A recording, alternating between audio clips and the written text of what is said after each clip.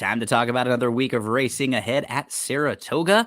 And DRF has a great promotion and a great offer for you right now. You can get free DRF past performances.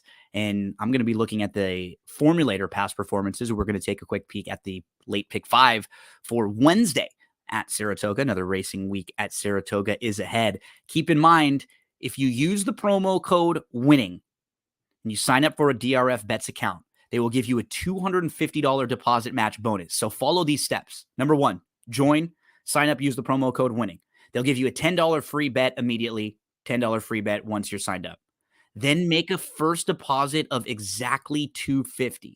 Once you make that $250 deposit, they will give you $250 match deposit. All of a sudden, you've got $500 plus the $10 free bet.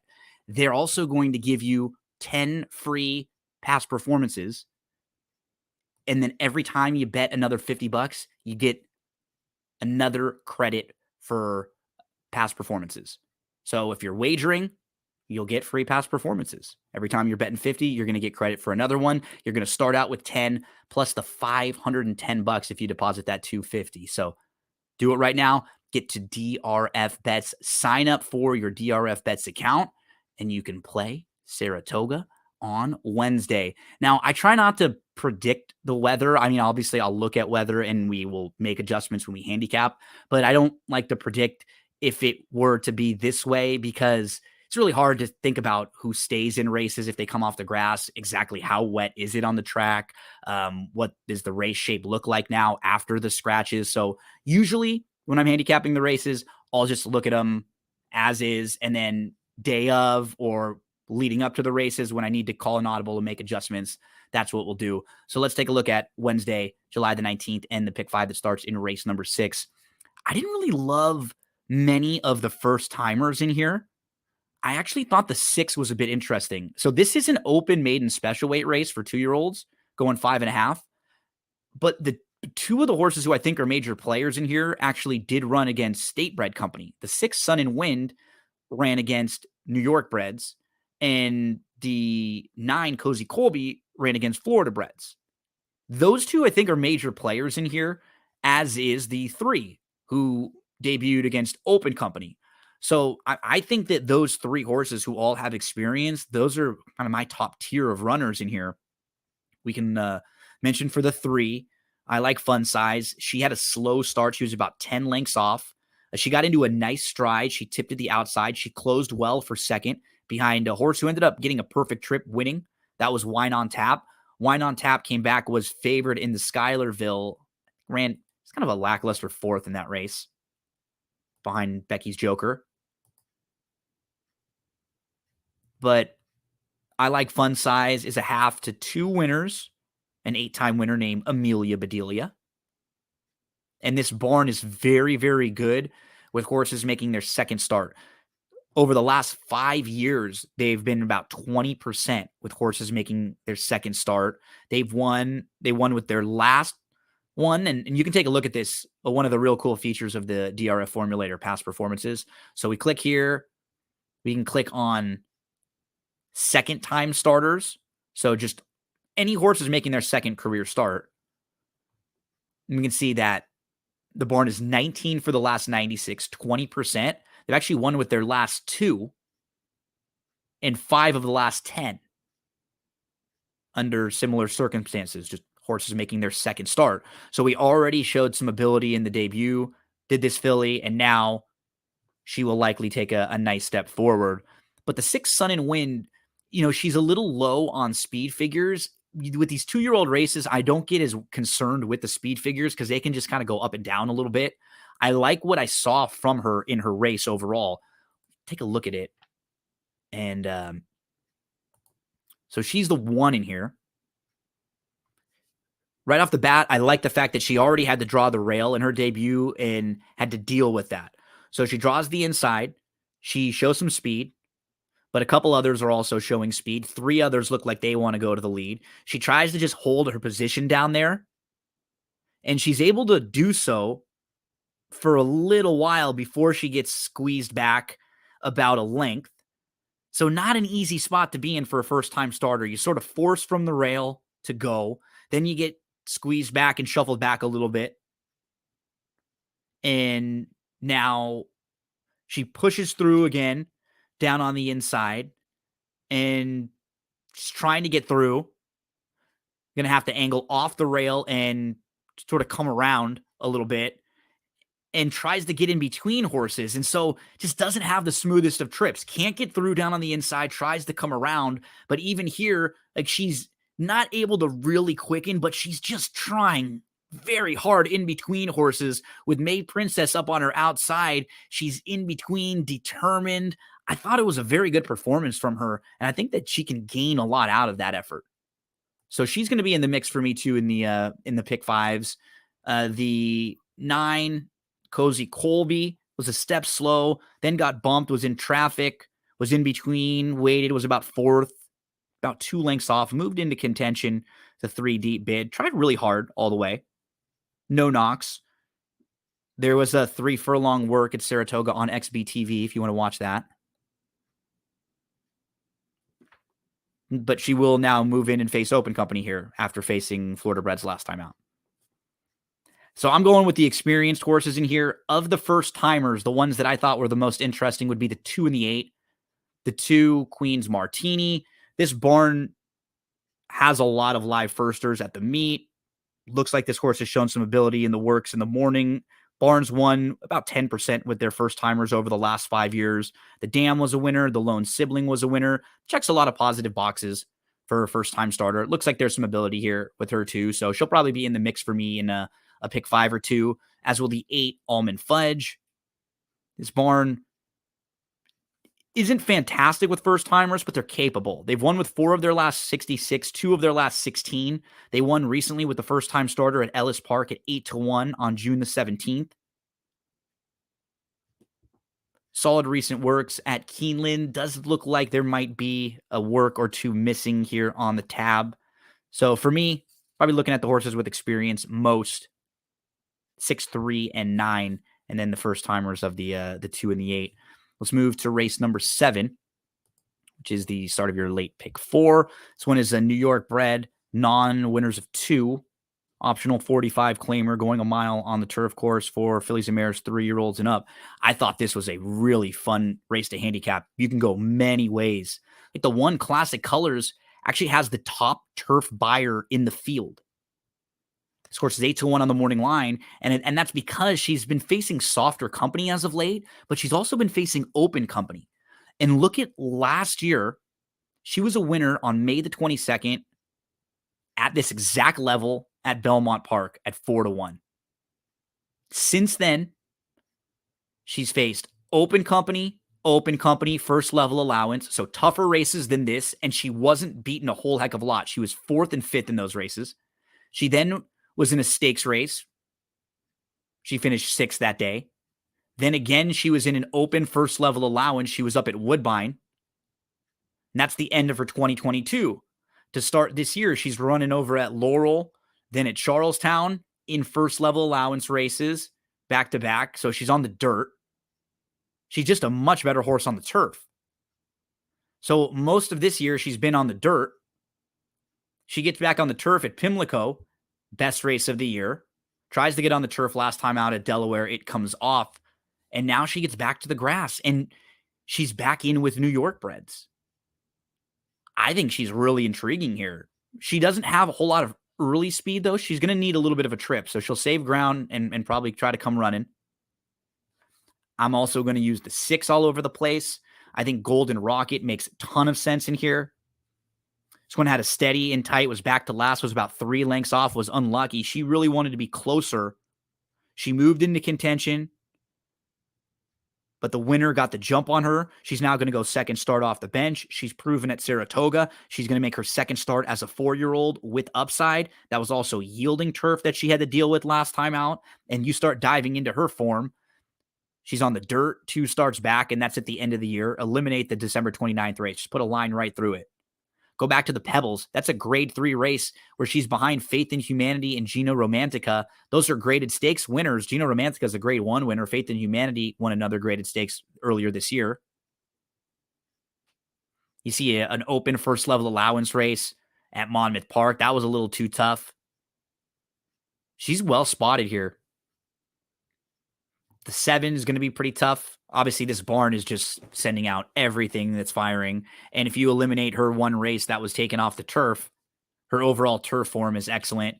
She's not like an overwhelming type horse on speed figures, though, or anything, but she's a good fit with this group. And you upgrade her with how well the barn's been going.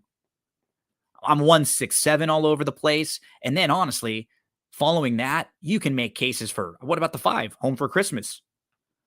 Home for Christmas has speed, but can pass horses, has a very good grass rider aboard. At Saratoga, she has run 3 of her best career races. She broke her maiden, and then from a speed figure standpoint, she ran her best speed figures in her Saratoga races. Her last couple of starts, she's been behind next out winners, tough horses, and she hasn't been beaten a whole heck of a lot. She faced Open Company last time out, now steps back up. 2 next out winners from that May 26th race. She was behind What Loves Look Like. That's the same horse who beat Golden Rocket. You see right down here. So I think there's plenty of things to like about this 20-1 shot, at least in under spots. What's wrong with the 4, Lisa's Vision? Last out winner.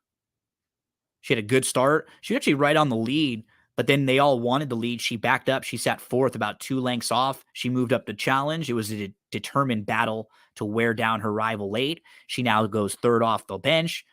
She's only going to be going, her second time going a mile or so. So maybe there's a little upside at this trip.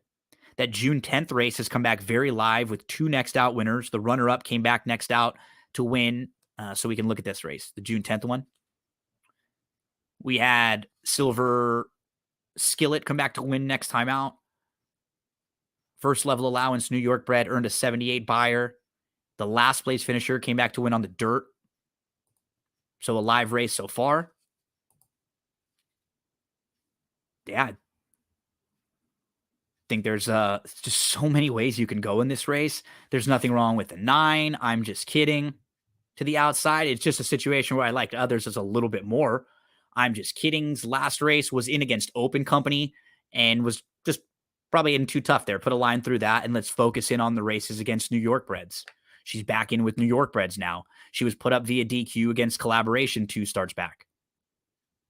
Like, toss her 2 races against Open Company, key off her races against New York breds. You're left with very good form overall.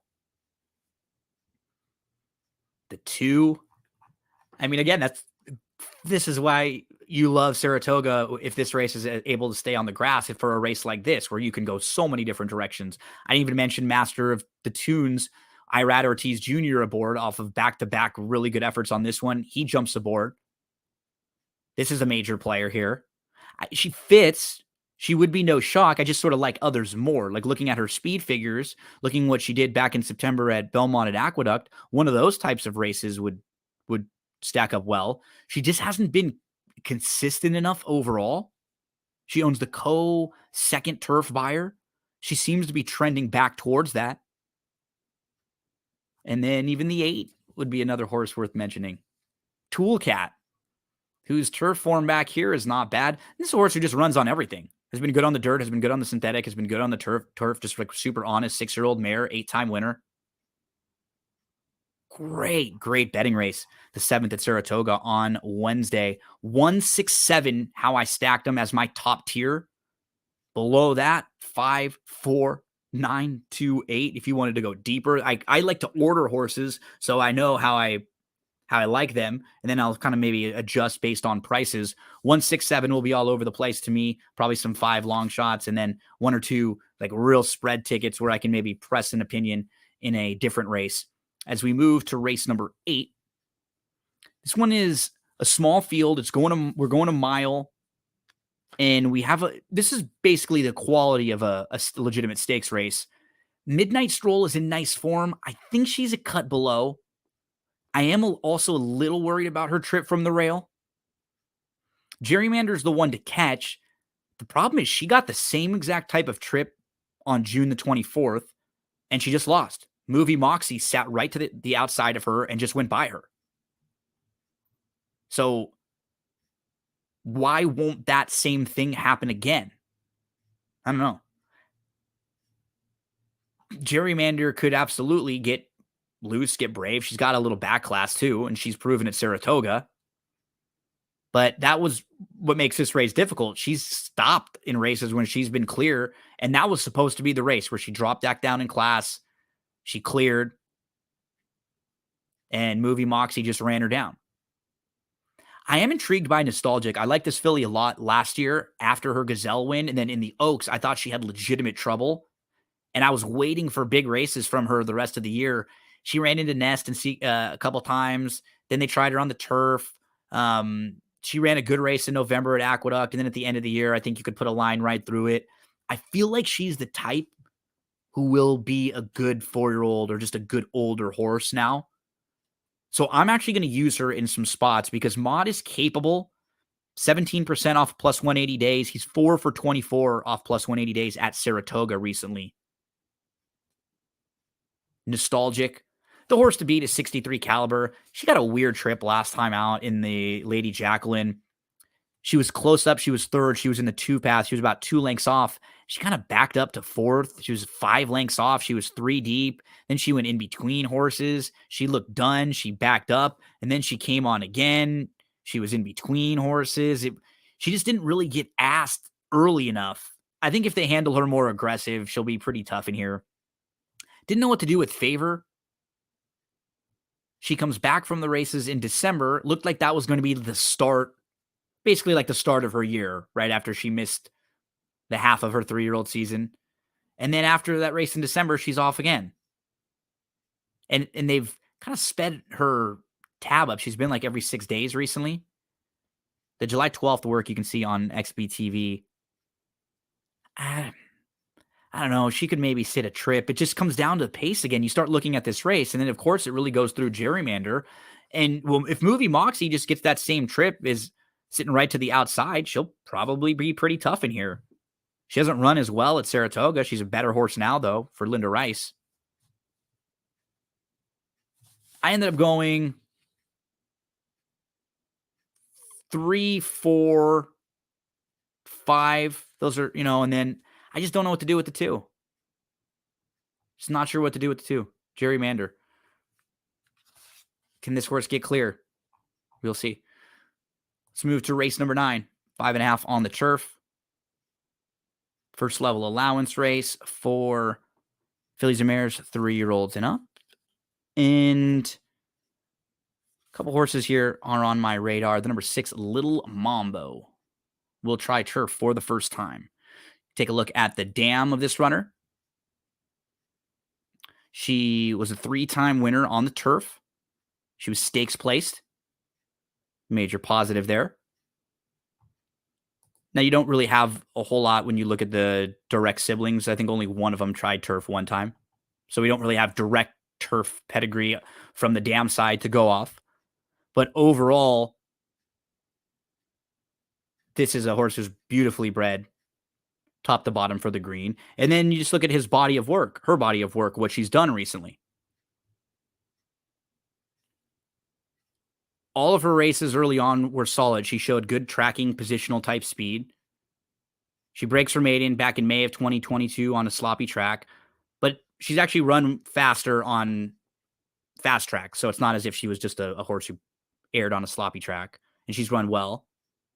She was off from June of 2022 to June of this year. She's off for a year and about a week. She shows back up. She runs a very good second in her first start of the year. And now she's ready to take a step forward, making her second start at 4. Trying the turf. She can be forwardly placed in here. She's going to cut back, so she has some speed. She can sit a little bit. And I believe this was one of the, I think this was a David Aragona Timeform US highlight horse as well. And Little Mambo. So shout out to David. He's one of the sharper handicappers that you'll find. Does a fantastic job making the morning lines over there. Little Mambo, major player, 8-1 on the morning line. Others in here for me, the 3 Cadencia, just in excellent form for Maury. And she's going to cut back, so that'll make her more off the pace in here. And she's shown she has no problem sitting off and passing horses. Last time out, she just got caught up front a little too far. Really honest. The 5, I'm expecting to take a big step forward, Gunboat. She's putting 2 starts together. She just got a little tired last time out. She's very quick. I love that she had a race back in December of 2021. Then she was off for a few months. Shows back up in April. She's off for 14 months. Shows back up. She's going to have gained so much fitness out of that last effort. 6, 3, and 5 all over the place for me. The 4 makes sense. She feels like she's going to get a good trip. I just thought she got a perfect trip last time out. And she just stopped badly late in that race. She ran third, and the horse who was second came back to win next time out at this level with an 85 Beyer speed figure. Maybe you toss the races going 7 furlongs in a mile. You toss the soft ground. And she was in third. She was chasing Gunboat. She loomed up, got a perfect split in the 2 path. She was to the lead with about 50 yards from home, and then she just got immediately tackled and passed. Could she get the same type of trip again and just fall into a really good spot? Yep. I think she'll be a little overbet in here. So I'm going in different directions with 6, 3, and 5 as the horses I liked most in this one. Let's move along to race number 10, close out the Wednesday card at Saratoga. This will be a mile on the turf course. This is the New York Stallion Series for 3-year-old fillies. Ms. Big Bucks went wire to wire in a similar spot last time out on June the 18th. The real key to the race, though, is she going to get pressure from maybe 1 or 2 others in here? A horse like Clover Street, who's trying the turf for the first time, fits with the dirt form.